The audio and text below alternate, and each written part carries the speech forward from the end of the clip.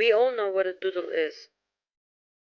The thing you draw when you're bored in class, during a phone call, or after a 5-hour conversation with your friends.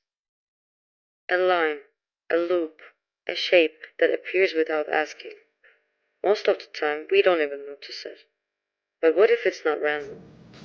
What if every doodle is a trace of thought, a visual reflex, a tacit signature? Michael Polanyi said, "We know more than we can tell. So, maybe, we also draw more than we can explain."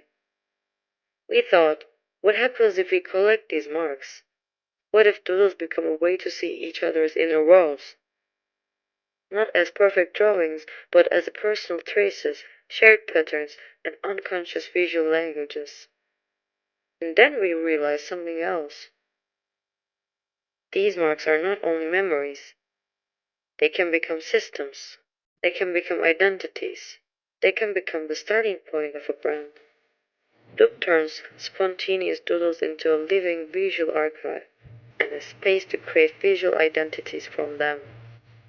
Your doodle, your mark, your identity. Dupe, doodle your brand, where unconscious marks becomes collective visual language.